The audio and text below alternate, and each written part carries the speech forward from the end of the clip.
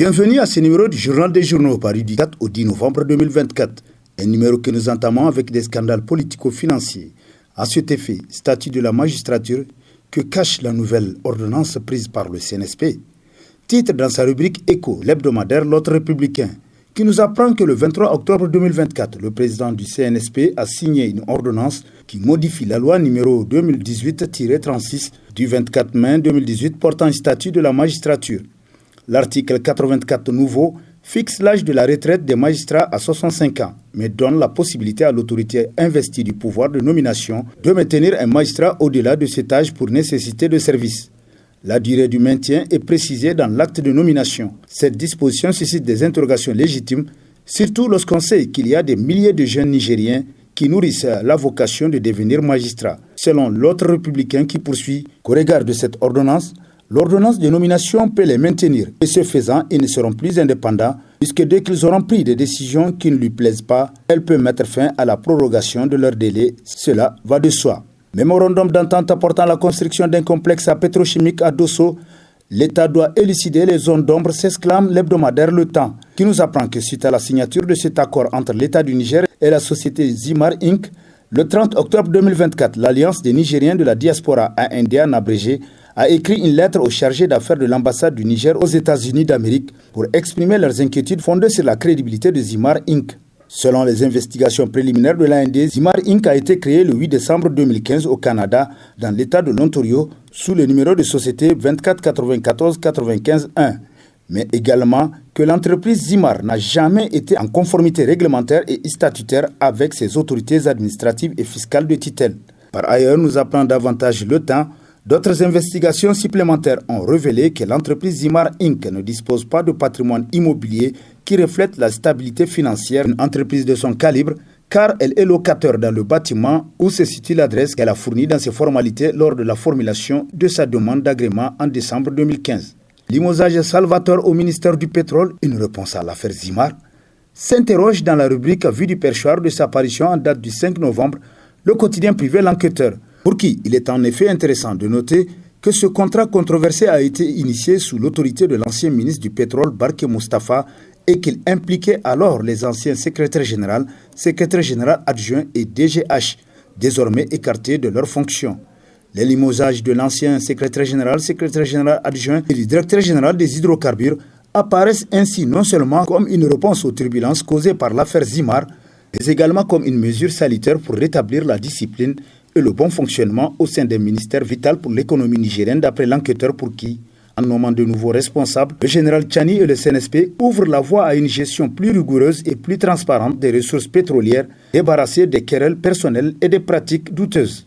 Bras de fer Orano, État du Niger, le groupe nucléaire français pris au piège du CNSP, titre entre autres à la une de sa parution en date du 7 novembre le quotidien privé La Nation, qui nous rappelle qu'un proverbe bien connu de chez nous affirme que le manque d'intérêt et de soins est plus humiliant pour une femme que le divorce brutal.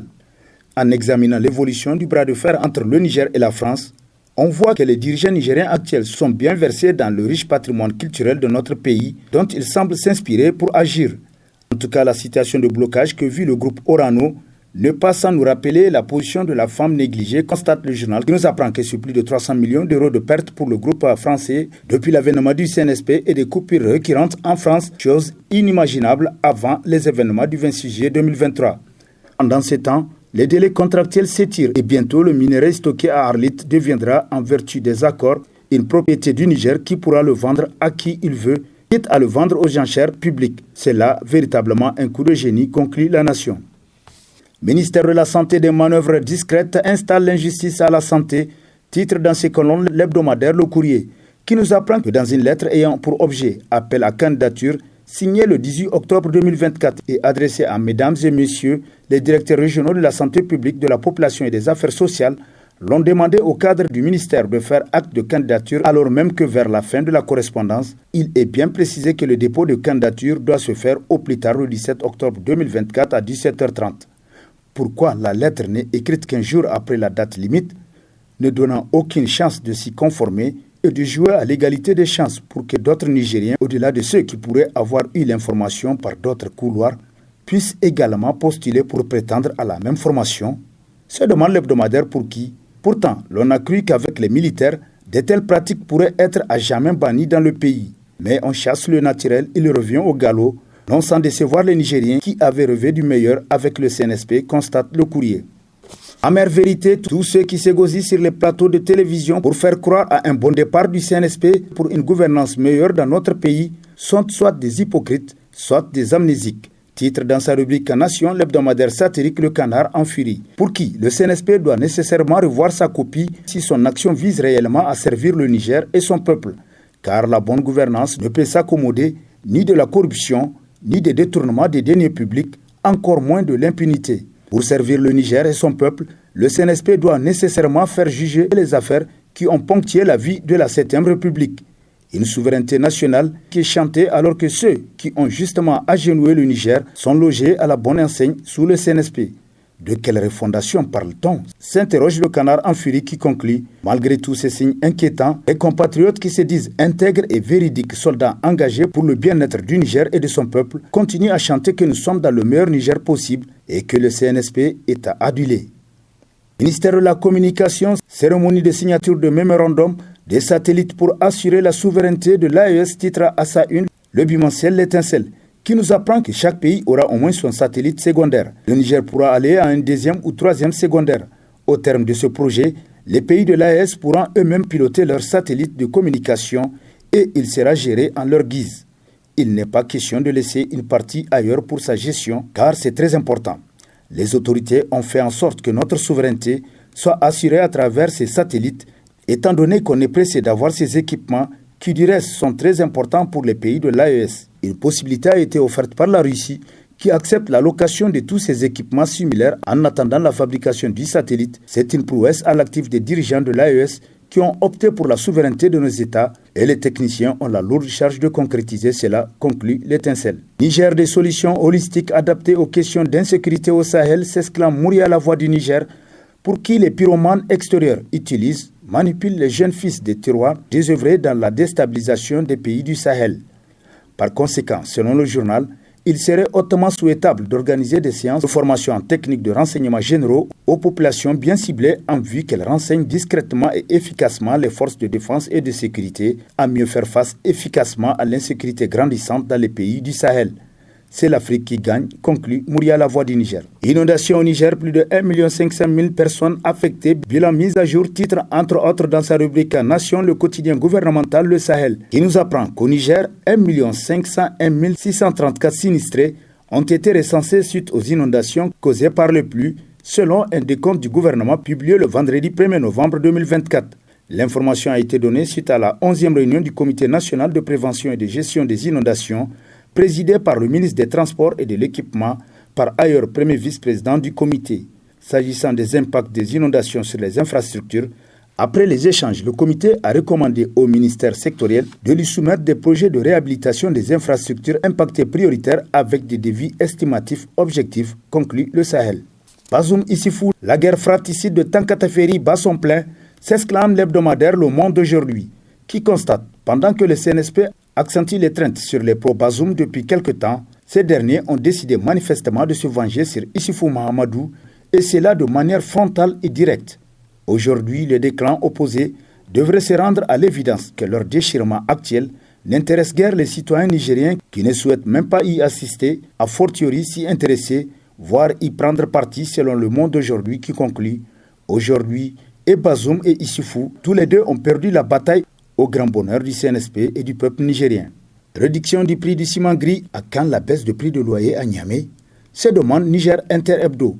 Pour qui c'est un truisme de dire que s'offrir une chambre ou une maison en location à Niamey relève d'un vrai casse-tête pour le citoyen lambda. Très onéré et imposé d'après les humeurs du bailleur, les loyers emportent une bonne partie du revenu mensuel du locateur qui ne sait plus à quel sens se vouer selon le journal qui s'interroge. Maintenant que les autorités ont réduit le prix du ciment gris, alors à quand la baisse du prix du loyer, longtemps attendue par les locataires?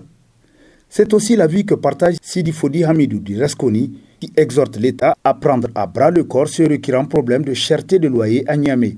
Cela y va du bien-être de tous, conclut Niger Inter Hebdo. Contrôle routier dans la ville de Dosso quand la police nationale joue au rodéo dans les rues de la cité, s'exclame le bimensuel Toubal Info. selon qui il s'agit de l'éternel problème entre les policiers routiers et les conducteurs de taxi-moto et de tricycles appelés communément ADDTA. Des jeunes gens qui conduisent ces engins en faisant fi des lois et règlements qui régissent ce secteur relevant du transport urbain. C'est ainsi que des tricycles et des motos qui sont payés à des centaines de mille sont mis en circulation sans qu'au préalable, les propriétaires daignent réunir les conditions de mise en circulation, notamment les pièces exigées par la loi. Un incivisme que les autorités communales et la police peinent à solutionner en dépit de maintes tentatives d'amener ces derniers à se conformer à la réglementation en vigueur. Dépourvus du minimum de pièces exigées, ces conducteurs refusent de se soumettre au contrôle de la police et préfèrent fuir à chaque fois qu'ils aperçoivent les policiers dans la circulation, constate Tobal Info qui renchérit. Du coup, ce refus d'obtempérer est considéré par les policiers comme un affront auquel ils tentent de répondre de façon peu orthodoxe et musclée. 45e édition de lutte traditionnelle, Dosso a mis en place son comité régional d'organisation, titre dans sa rubrique e-sport l'hebdomadaire Niger Times, qui nous apprend que le vendredi 1er novembre 2024, une étape importante pour l'organisation de la 45e édition du championnat national de lutte traditionnelle a été franchie avec l'installation officielle du comité régional d'organisation. Cet événement a rassemblé plusieurs acteurs de la région avec à leur tête le gouverneur de Dosso, le général Hiro Oumarou, qui a également été désigné comme président du comité selon Niger Times, qui nous apprend aussi qu'outre les préparatifs pour ce championnat, le gouverneur a annoncé la nomination de Amadou Souna Seydou Germakoy en tant que nouveau sultan de Dosso. Désignation du sultan de Dosso, le CNSP opte pour le maintien de la méthode coloniale, titre à sa une l'hebdomadaire Écho du Monde, qui nous apprend que la vacation du pouvoir au sultanat de Dosso, constatée depuis le 31 octobre 2022 avec la disparition de l'honorable sultan Feu Maïdenda Seydou Germakoy, vient de connaître son épilogue après 2 ans d'attente. Enfin, par arrêté numéro 1151, signé par le ministère de l'Intérieur le 31 octobre 2024, le nouveau sultan de Dosso est désormais connu en la personne de Amadou Souna Seydou Germakoy, ancien cadre du ministère des Affaires étrangères et diplomate à la retraite, nous apprend davantage Écho du Monde qui conclut. Le ministère de l'Intérieur a dû jauger les différents camps pour voir le côté par lequel la paix et la stabilité seront au rendez-vous au profit de toute la communauté. Et sur ce prend fin le présent numéro de la revue de presse. Prochain rendez-vous, plaise à Dieu dans une semaine, avec toujours la même passion de vous servir. Bonne lecture et au revoir.